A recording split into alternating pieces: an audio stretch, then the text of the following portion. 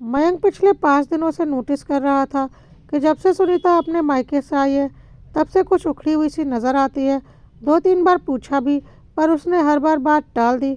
मयंक को समझ में नहीं आ रहा था कि सुनीता जब मायके गई तब तो बेहद खुश थी, फिर ऐसा क्या हो गया वहाँ कि सुनीता का मूड पूरी तरह से बदल गया। सुनीता के भाई की 3 महीने पहले ही शादी हुई थी, लेकिन मम्मी जी की तबीयत अचानक खराब होने के कारण शादी होते ही दूसरे दिन उन लोगों को वहां से रवाना होना पड़ा था। पर अब जब दोबारा मायके जाने का प्रोग्राम बना तो पूरे 20 दिन सुनीता वहां रहकर आई। कितनी खुश थी वह कि भाभी के साथ रहेगी, उन्हें काफ़ी कुछ सिखाएगी और साथ ही साथ उनसे काफ़ी कुछ सीखेगी भी। आखिर सुनीता की शादी को भी कोई ज़्यादा वक्त तो नहीं हुआ है, सिर्फ 1 साल ही तो हुआ है। अभी भी बहुत कुछ है सीखने सिखाने के लिए। पर फिर ऐसा क्या हो गया जो सुनीता यूँ परेशान सी रहती है। मयंक अपने ही दिमाग के घोड़े दौड़ाए जा रहा था, कुछ समझ में नहीं आ रहा था।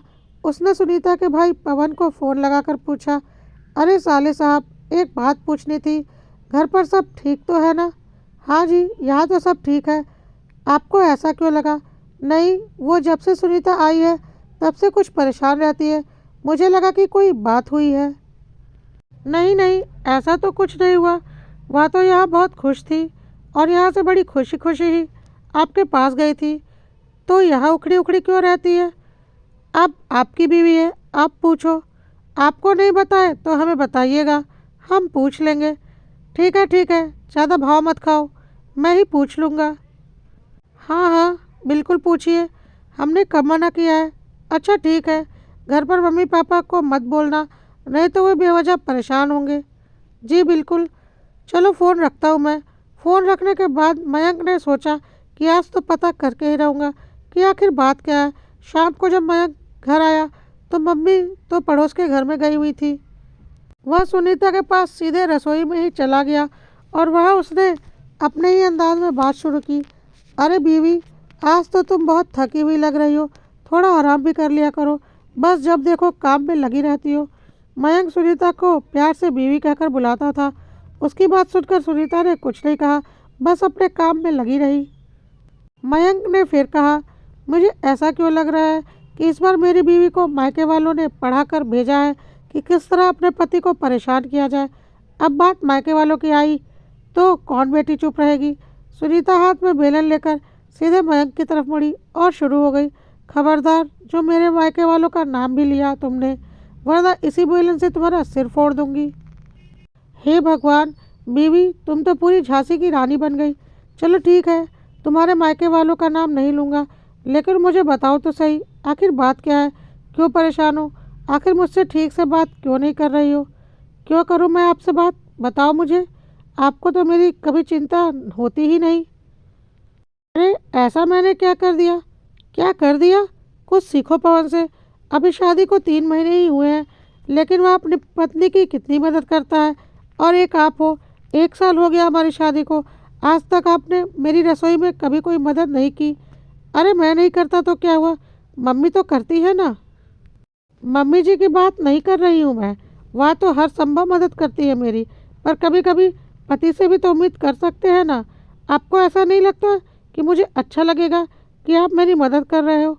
ओह तो यह बात है, चलो कोई बात नहीं, आज मदद कर देता हूँ। अच्छा क्या मदद करेंगे आप मेरी? बनाना तो मुझे आता नहीं, मैं सब्जी साफ़ कर देता हूँ। वैसे क्या सब्जी बना रही हो? भिंडी की सब्जी बना रही हूँ।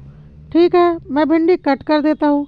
जी बिल्कुल, भिंडी धोकर कट कर लीजिएगा। तब तक मैं ऊपर से कपड़े उतार कर उन्हें समेट कर उनकी जगह पर पहुँचाती हूँ और थोड़ा बहुत बाहर का काम फ्री करके आती हूँ। उसके बाद मैं सब्जी बना दूँगी। ठीक है, तुम जाओ, तब तक मैं काम तैयार रखता हूँ। मयंक की बात सुनकर सुनीता मुस्कुराती हुई छत की ओर बढ़ गई। आधे घंटे बाद जब वह सारा काम फ्री करके रसोई में आई तो आते ही भिंडी पर उसकी नज़र पड़ी, जिसे देखते ही उसका दिमाग खराब हो गया। हे भगवान, यह क्या किया? ये भिंडी थोड़ी अजीब सी नहीं है? तुम लोग भी सब्जी लेते हो तो कम से कम देख कर तो लिया करो, कैसी भिंडी ली है? यह देखो चिपचिपी सी, इसमें से तो लार जैसा भी कुछ निकल रहा है। मयंक अपनी ही राग में बोले जा रहा था और सुनीता दोनों हाथों को मुंह पर रखे हुए उसे समझ में नहीं आ रहा था कि बोले तो क्या बोले। बीवी, तुम कुछ बोलती क्यों नहीं? पतिदेव, भिंडी काटने के बाद धोई थी। हाँ, सब्जियों को काट कर तो धोकर ही रख खाना चाहिए, नहीं तो इनमें कीटाणु रह जाते हैं जो हमारे लिए हानिकारक होते हैं। बचपन से ही पढ़ते आ रहे हैं, इतना भी नहीं पता? नहीं पता है, पर आज एक चीज़ और पता चली। वह क्या? यह कि कभी दूसरों को देखकर यह मत सोचो कि तुम्हारे पास क्या कमी है, जो है उसी में खुश रहो। मतलब?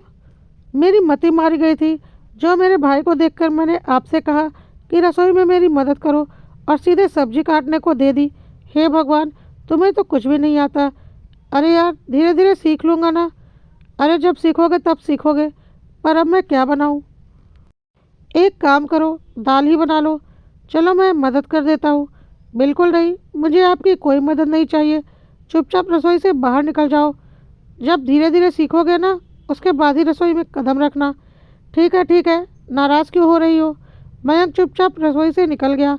रात को खाना खाते समय सुनीता ने मम्मी जी को दाल परोसी तो मम्मी जी ने कहा, बेटा, आज तो भिंडी बनने वाली थी ना, दाल क्यों बना ली? मम्मी जी, भिंडी खराब निकली इसलिए दाल बना ली।